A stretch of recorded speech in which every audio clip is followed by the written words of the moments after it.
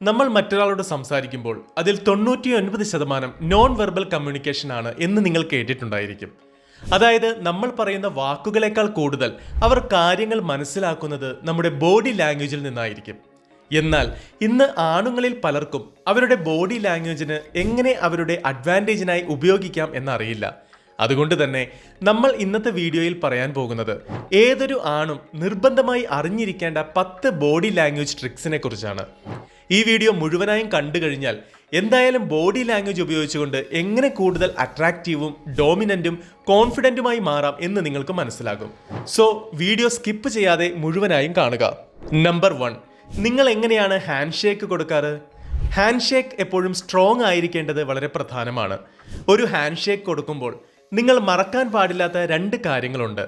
ഒന്ന്, ഒരാൾ hand shake ചെയ്യുമ്പോൾ കൈപ്പത്തി മുകളിലേക്കാക്കിയാണ് നൽകുന്നത് എന്നുണ്ടെങ്കിൽ സബ് കോൺഷ്യസിന് അദ്ദേഹം നൽകുന്ന മെസ്സേജ് എനിക്ക് നിങ്ങളിൽ നിന്നും മറയ്ക്കാനില്ല എന്നതാണ്. ഇനി നിങ്ങൾ കൈപ്പത്തി താഴേക്കാക്കി അവരുടെ കൈയിൻ്റെ മുകളിലായിട്ടാണ് ഹാൻഡ് ഷേക്ക് ചെയ്യുന്നത് എന്നുണ്ടെങ്കിൽ അതുകൊണ്ട് ഉദ്ദേശിക്കുന്നത് നിങ്ങൾ അവരെക്കാൾ കോൺഫിഡൻറ്റും അവരുടെ മുകളിൽ ഡോമിനൻറ്റുമാണ് എന്നുള്ളതാണ്. അവസരങ്ങൾക്കനുസരിച്ച് നിങ്ങൾക്കിത് വേണ്ട പോലെ മാറ്റി മാറ്റി ഉപയോഗിക്കാവുന്നതാണ്. ഇനി ഹാൻഡ് ഷേക്കിൽ ശ്രദ്ധിക്കേണ്ട രണ്ടാമത്തെ കാര്യം, ഹാൻഡ് ഷേക്ക് കൊടുക്കുമ്പോൾ നിങ്ങളുടെ ചൂണ്ടുവിരൽ അവരുടെ കൈയിൻ്റെ പുറത്തേക്കാക്കി നിർത്താൻ ശ്രമിക്കുക. ഇങ്ങനെ ചെയ്താൽ അവർക്ക് നിങ്ങളുടെ കൈ മുഴുവനായും അവരുടെ കൈവെള്ളയിൽ ഒതുക്കി പിടിക്കാൻ കഴിയില്ല. അതുകൊണ്ട് തന്നെ ഇവിടെ നിങ്ങൾ കൂടുതൽ സ്ട്രോങ്ങും ബിഗ്ഗറുമായി കാണപ്പെടുന്നു. നമ്പർ 2, ഐബ്രോ ഫ്ലാഷ് എന്നാണ് ഈ ട്രിക്ക് അറിയപ്പെടുന്നത്. ഇതെങ്ങനെയാണ് ചെയ്യുന്നതെന്ന് വച്ചാൽ, മറ്റൊരാൾ നിങ്ങളോട് സംസാരിച്ചു കൊണ്ടിരിക്കുമ്പോൾ അവർ പറയുന്ന കാര്യം കേട്ട് നിങ്ങൾ പുരികമൊന്ന് മുകളിലേക്ക് ഉയർത്തുന്നതാണ്. ഇതുകൊണ്ട് അർത്ഥമാക്കുന്നത് അവർ പറയുന്ന കാര്യങ്ങൾ നിങ്ങൾക്ക് കേൾക്കാൻ താല്പര്യമുണ്ട് എന്നും നിങ്ങൾ ആ കാര്യങ്ങളോട് അഗ്രി ചെയ്യുന്നു എന്നുമാണ്. ഇത് നിങ്ങൾക്ക് കൂടുതലായി ഉപയോഗിക്കാൻ കഴിയുന്നത് റൊമാൻറ്റിക്കലിയാണ്. നിങ്ങളൊരു ഡേറ്റിന് പോയി കഴിഞ്ഞാൽ നിങ്ങളുടെ ഗേൾഫ്രണ്ട് സംസാരിച്ചു കൊണ്ടിരിക്കുമ്പോൾ ഇങ്ങനെ പുരികം ഉയർത്തുകയാണെങ്കിൽ അവർ പറയുന്ന കാര്യങ്ങളോട് നിങ്ങൾക്ക് ഹൈ ഇൻട്രസ്റ്റ് ഉണ്ട് എന്ന് അവർക്ക് തോന്നുകയും അവർക്ക് നിങ്ങളുടെ കൂടെ ഇരിക്കാൻ കൂടുതൽ കംഫർട്ട് ഫീൽ ചെയ്യുകയും ചെയ്യുന്നു. സോ ബേസിക്കലി ഈ ഒരു ചെറിയ ആക്ഷൻ കൊണ്ട് നിങ്ങൾക്ക് മറ്റൊരാളോടുള്ള താല്പര്യം തുറന്നു കാണിക്കാൻ കഴിയുന്നു. Number 3, ഡോച്ചിയൻ smile. റിസർച്ചുകൾ പ്രകാരം ഒരാളുടെ ഏറ്റവും നല്ല ചിരി എന്ന് പറയുന്നത് ഡൗച്ചിയൻ സ്മൈലാണ്. മറ്റൊരാൾ നമ്മളെ നോക്കി ഡൗച്ചിയൻ സ്മൈൽ ചെയ്യുന്നത് നമ്മൾ കാണുകയാണെങ്കിൽ നമ്മുടെ ബ്രെയിനിൽ എൻഡോർഫിൻ എന്ന ഹാപ്പി കെമിക്കൽ റിലീസ് ആകുന്നതാണ്. അതിനാൽ തന്നെ നിങ്ങൾക്ക് മറ്റുള്ളവരെ നോക്കി ഇങ്ങനെ ചിരിക്കാൻ കഴിയുകയാണെങ്കിൽ അതുവഴി അവരിൽ സന്തോഷമുണ്ടാകുകയും നിങ്ങളിലേക്ക് അവരെ അട്രാക്റ്റ് ചെയ്യാൻ കഴിയുകയും ചെയ്യുന്നു. ഡൗച്ചിയൻ സ്മൈൽ ചെയ്യാൻ വളരെ എളുപ്പമാണ്.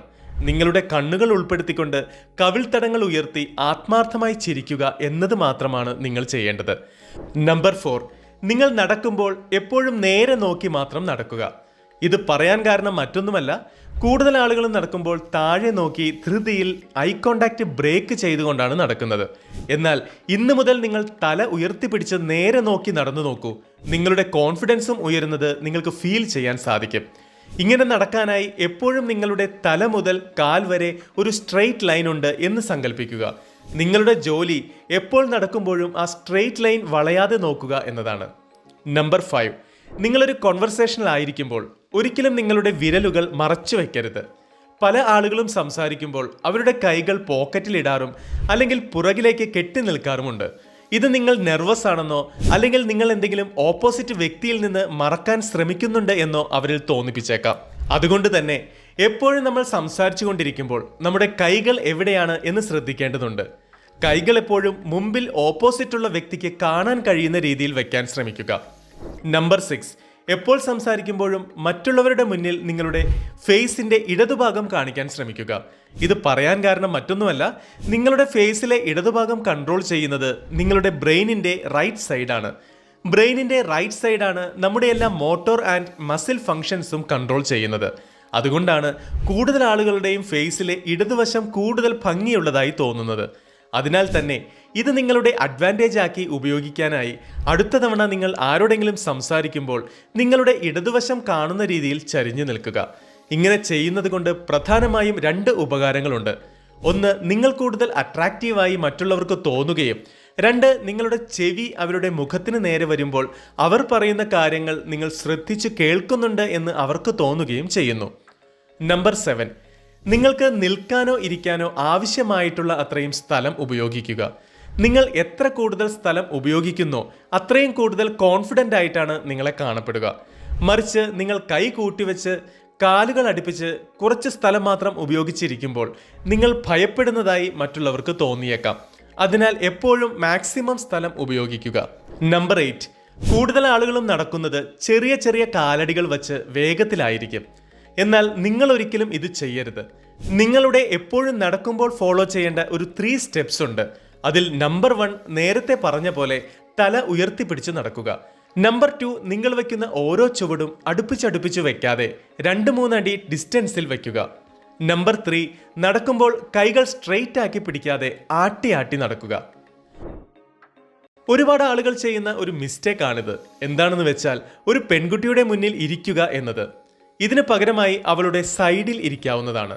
ഇങ്ങനെ പറയാൻ കാരണം മറ്റൊന്നുമല്ല, നിങ്ങൾക്കിടയിൽ ഒന്നും സംസാരിക്കാൻ കിട്ടാതെ വരുന്ന സാഹചര്യങ്ങളിൽ നേരെ മുന്നിലിരിക്കുന്നത് നിങ്ങൾക്ക് 2 പേർക്കും അൺകംഫർട്ട് ഉണ്ടാക്കും. ഇതിന് പകരമായി അവളുടെ അടുത്ത സൈഡിലാണ് നിങ്ങൾ ഇരിക്കുന്നത് എന്നുണ്ടെങ്കിൽ 2 പേർക്കും അത് കൂടുതൽ കോൺഫിഡൻസും കംഫർട്ടും നൽകുന്നതാണ്. നിങ്ങൾ നിൽക്കുകയാണെങ്കിലും ഇങ്ങനെ തന്നെ ചെയ്യുന്നതാണ് നല്ലത്. അതാകുമ്പോൾ നിങ്ങൾക്ക് കൂടുതൽ ഫ്ലോയിൽ സംസാരിക്കാനുള്ള കാര്യങ്ങൾ നിങ്ങളിലേക്ക് വന്നുകൊണ്ടിരിക്കും. സോ ഈ പറഞ്ഞ 10 കാര്യങ്ങൾ നിങ്ങൾക്ക് ലൈഫിൽ കൊണ്ടുവരാൻ കഴിഞ്ഞാൽ നിങ്ങൾ കൂടുതൽ കോൺഫിഡൻറ്റും അട്രാക്റ്റീവും ഡോമിനൻറ്റും ആയി മാറുന്നതാണ്. സോ ഇന്നത്തെ വീഡിയോ കൂട്ടുകാർക്ക് ഏവർക്കും ഇഷ്ടപ്പെട്ടെന്ന് കരുതുന്നു. ഇഷ്ടമായാൽ വീഡിയോയ്ക്ക് ലൈക്ക് ചെയ്യുക, സുഹൃത്തുക്കളിലേക്ക് ഷെയർ ചെയ്യുക, ചാനൽ സബ്സ്ക്രൈബും ചെയ്യുക. അടുത്തൊരു വീഡിയോയിൽ നമുക്ക് വീണ്ടും കണ്ടുമുട്ടാം. അതുവരേക്ക് ഗുഡ് ബൈ.